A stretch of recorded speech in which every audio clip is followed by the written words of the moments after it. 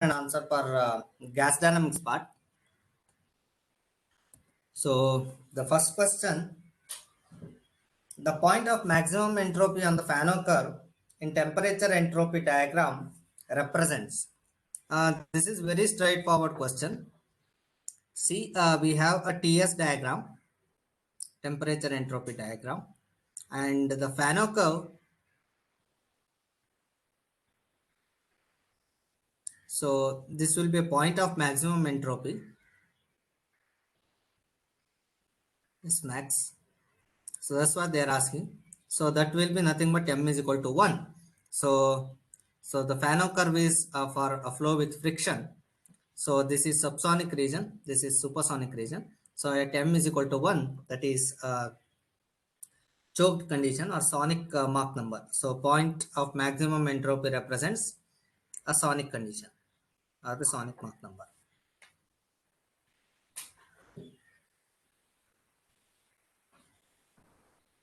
Okay. So now this is also very straightforward. Across an oblique shock wave in calorically perfect gas. You see, I have some kind of a ramp or something we can treat.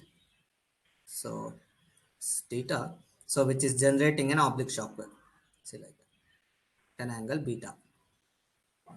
And streamline, any one streamline, if I take like that, it will go like this, and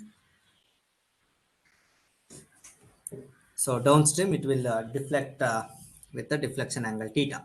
So now upstream properties are P1, T1, rho 1,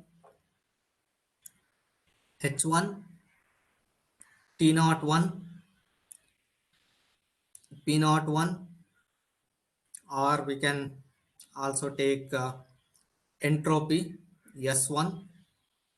Similarly, if I take the downstream properties, that is P2, T2, rho 2, H2, T naught 2, P naught 2, and S2.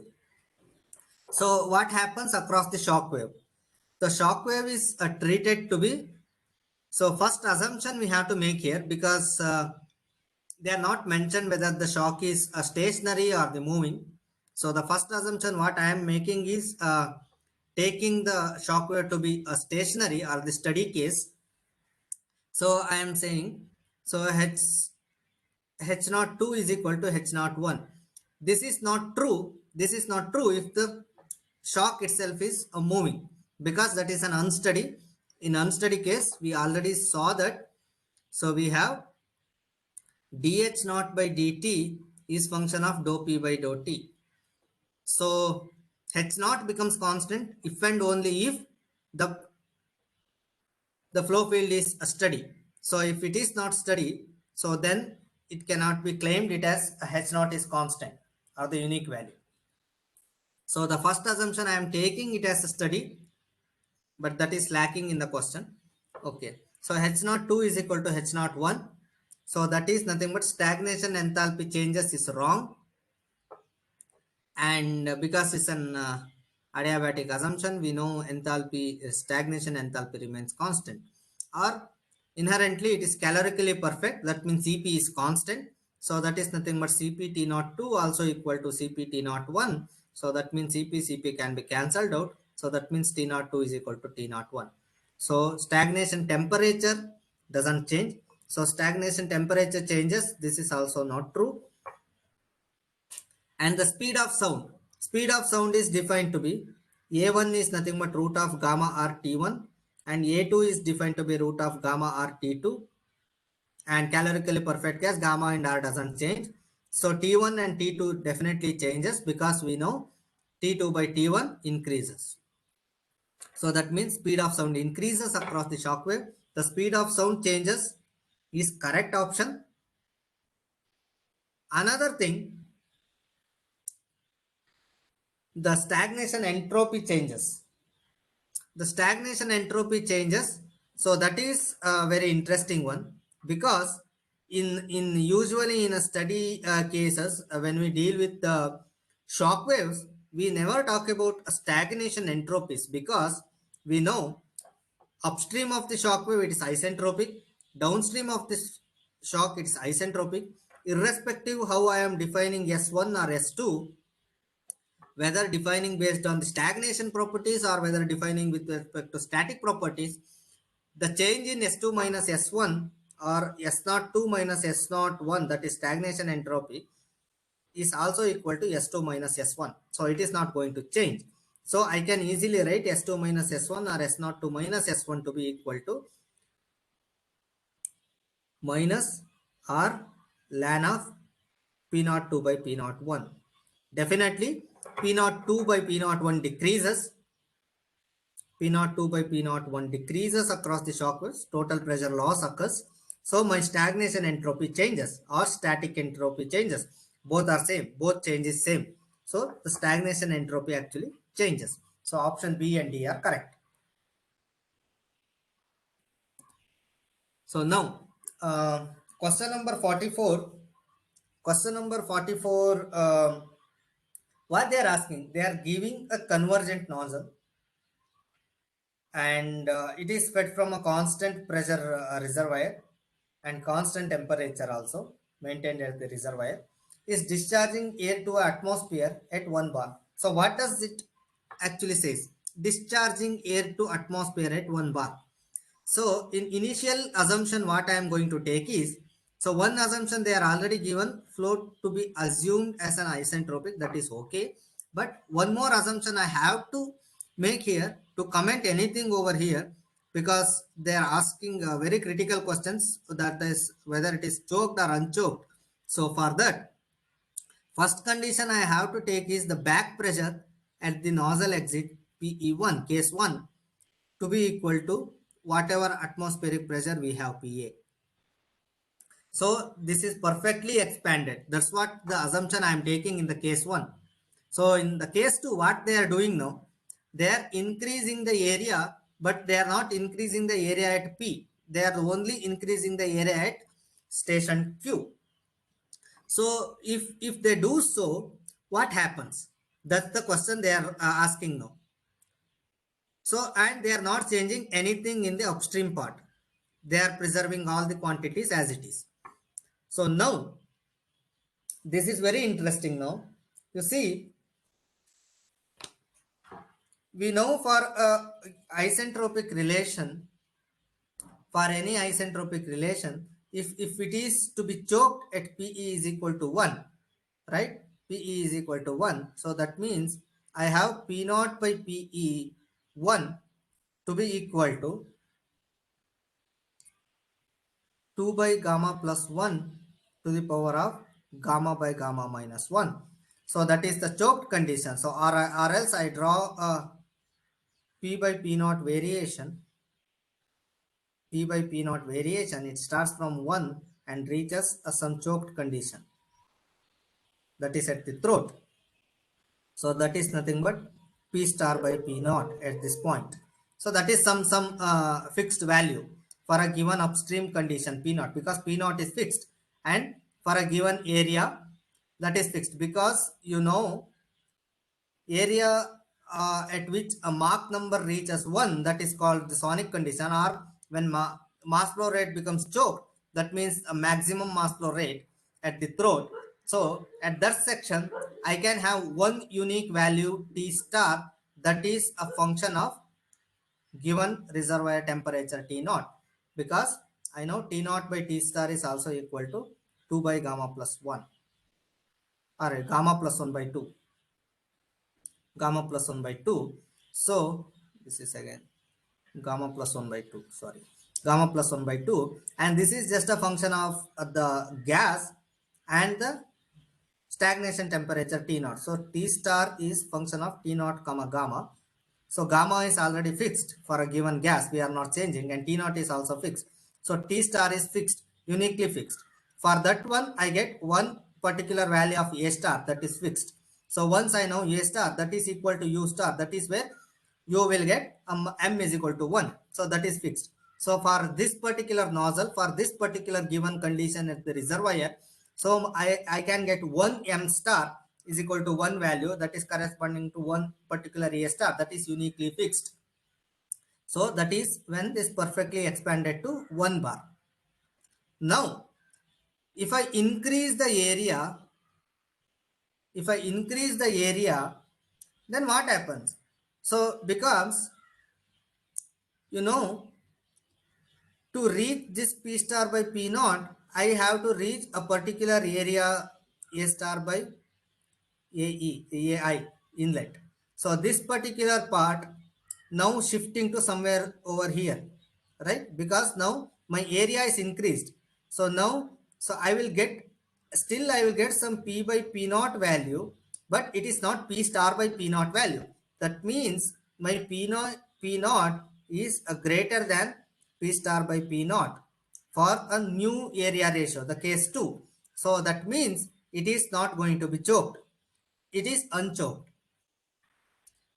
Also, we know for convergent nozzle, only possibility is perfectly expanded or under expanded. It can never be over expanded. Over expanded means somewhere over here we have to see a shock wave. Shock wave is not possible. It can maximum it can reach to a sonic condition or it can stay in subsonic regime. So that is why my Mach number at this particular point is going to decrease. It will definitely less than 1. That means it is not going to be choked. Now, other option, Mach number at section P increases, Mach number at section P decreases. They are asking about Mach number at section P. So that is very hard to comment over here because no other information is given to you. So yeah, this is very hard to comment. So as far as I am concerned, so option B is what we can comment about. So nozzle is unchoked. That is the correct option.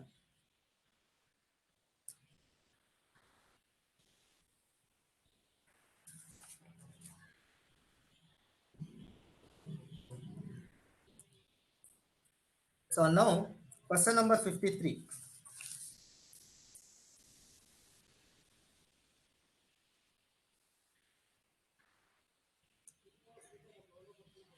So question number 53 says, in a converging duct, area and velocity at section P are 1 meters per square, 1 meter square. So area at P is 1 meter square and velocity at P is 15 meter per second. Also, the temperature of the fluid to be given as T is 300 Kelvin and it is given, it is isothermal. Isothermal in the sense temperature stays constant throughout the flow field. That is purely incompressible assumption. Isothermal flow field. And characteristic gas constant to be treated as R is equal to 287 joules per kg Kelvin. And gamma is also given 1.4. They are asking the flow to remain incompressible or so MQ will be less than or equal to 0.3 always. So incompressible in the duct, the minimum area required at a section Q, because so throughout the section I want an incompressible flow field that is less than Mach 0.3. So what is the minimum area required at section Q? That is what they are asking. What we can do, so we can either go with the Bernoulli equation or we can treat with our isentropic idea. So how we can treat with isentropic idea? Isentropic relation states as mass flow rate is constant. That is the conservation equation I am going to take. So from here I can say rho 1 A1 V1 should be equal to rho 2 A2 V2, and I can write in terms of rho 1 by rho naught times P naught by RT naught, and A1 times V1, which is also equal to V1 again can be written in terms of, because I know Mach number is nothing but V by A, or V can be written in terms of A into Mach number. So I can write in terms of A1 times M1, which is also equal to rho 2 by rho naught times P naught by RT naught times A2 M2. Right? So if I do that one, so A1 and A2 can be written in terms of root of gamma RT1, root of gamma RT2, like that. So I can end up with a relation between Mach number and area. So that is nothing but m1 by m2, sorry, a1 by a2 will be equal to m2 by m1 times a square root of 1 plus gamma minus 1 by 2 times m1 square divided by 1 plus gamma minus 1 by 2 times of m2 square whole to the power of gamma plus 1 divided by gamma minus 1. That is true for any two section in a isentropic flow through a duct between any two section. It doesn't matter whether in between you have a supersonic flow or not, but this is true for any two sections on a isentropic duct. So I have isentropic duct, any two section 1 and 2, it doesn't matter. So now we will apply it to the sections we are given. So we have AP, we have AQ.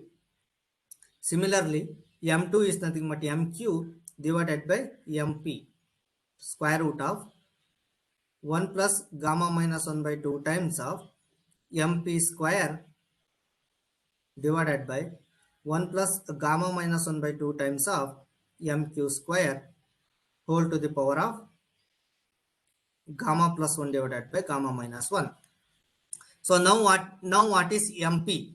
So you know up is nothing but 15 meter per second, and also given T is equal to 300 Kelvin. So I can calculate mp is equal to up divided by root of gamma r T. So that gives me mp is to be equal to 0.043 432. So I can use over here, and mq is 0.3, that is the maximum it can reach because it has to stay between 0.3 or less than 0.3. So it has to stay in the incompressible limits. So ap by aq will be equal to mq is nothing but 0.3 divided by 0.043 square root of 1 plus 0.2 times 0.0432 square divided by 1 plus 0.2 times 0.3 square whole to the power of gamma plus 1 is 2.4 and gamma minus 1 is 0.4. So if I do that one, AP by AQ, and also I know what is AP. AP is nothing but 1 meter per square, 1 meter square. So that gives me AP by AQ will be equal to 6.5893, or AQ is equal to 1 divided by 6.5893, or AQ will be equal to rounding off to two digits, so that is 0.15 meter square. So the answer will be 0.15 meter square,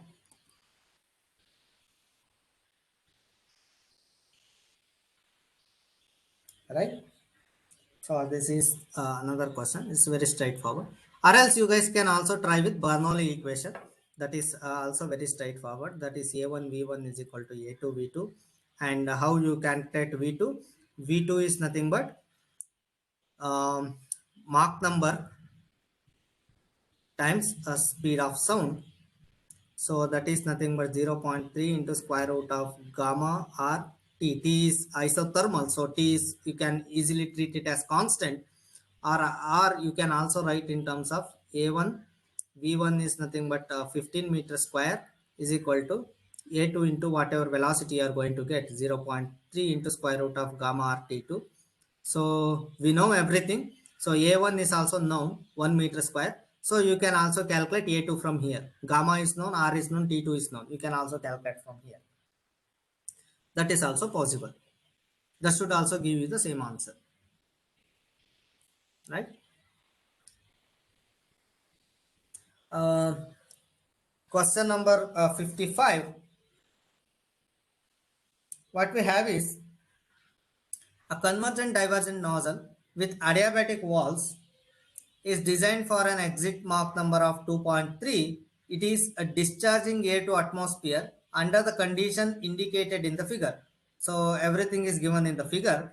Now Also they are given the constant. It is it can be characteristic gas constant is 287 joules per kg Kelvin and gamma is 1.4. They are also mentioned nozzle is inviscid. Very important. What is adiabatic walls? Adiabatic walls in that sense there will be no temperature gradients at the wall. That means there will be no heat transfer. So that basically says us you can treat it as isentropic. They are given in different words. One is what is isentropic? It is adiabatic as well as reversible. The reversible comes from the idea of inviscid flow, and adiabatic is already given in the question. So it is isentropic flow. That's what they are given. So indirectly. Now, so adiabatic and reversible, right? So when the reservoir pressure is 25 bar and it's absolute, and temperature is 300 Kelvin, T naught is 300 Kelvin, Prandtl-Meyer expansion waves would appear at the nozzle exit as shown. So here, when this condition is there, 25 bar to 1 bar, it is expanding to the back pressure is 1 bar, PA is 1 bar, but I don't know what is PE1. PE1 I have to calculate. PE1 I don't know. So because of that, PE1 and PA, that means expansion waves. Expansion waves is occurring means PE1 is greater than PA. So that is why expansion waves are occurring. Right? The minimum percentage change in the reservoir pressure required to eliminate the wave system at the nozzle exit under the steady state condition. It is a very important assumption we have to make. So now we see here how we can solve this. For solving this, I know for a given geometry, I have one unique Mach number can be fixed. That is given by P naught by PE1 will be equal to 1 plus gamma minus 1 by 2 times ME square. So that is, and ME is a fixed, that is a 2.3, that is given in the problem. For this one, I can get PE1. So P naught 1 is already given. So P naught 1 by a PE1 will be equal to 1 plus a zero point 0.2 into 2.3 square to the power of 1.4 divided by zero point 0.4. So that yields me PE1 is equal to P naught 1 divided by that answer to the power of 1.4 by 0 0.4. So that gives me PE1 to be equal to 1.999, that is around 2 bar. 1.999315 bar. So this is the exit pressure. So this is obviously greater than what is the atmospheric pressure or the back pressure, PA. PA is nothing but 1 bar. So definitely it is greater. That is why we are seeing a expansion wave, because it's under expanded. We have to expand more. So now to eliminate the expansion, now I have to fix my exit pressure. That means P exit 2, that is a condition 2 to be equal to PA, that is equal to 1 bar. And my design Mach number is still same. So all I have to do is I have to make sure my P naught 2 by a PE2 is corresponding to this particular ratio whatever I am getting. That is 1 plus gamma minus 1 by 2 ME square to the power of gamma by gamma minus 1. This ratio I have to maintain. So that ratio is nothing but 12.5043. ME is equal to 2.3 and gamma is equal to 1.4. You keep that values, you will get 12.5043. So this is the ratio I have to get. But in this case, I am getting P naught by PE. So if I have to take, that will be 25. So I don't want 25. I want 12.5043. So that means for PE2 to be equal to 1 bar, my P naught 2 to be equal to 12.504. So this implies my P naught 2 should be equal to 12.5043 bar. But I have reservoir pressure that is a 25 bar. So now what is the percentage change I need? I need P naught 2 minus P naught 1 divided by P naught 1 into 100. That will be 12.5043 minus 25 divided by 25 into 100. So that gives me minus 49.983. So they are asking in percentage. We can directly keep it as 49.983 percentage.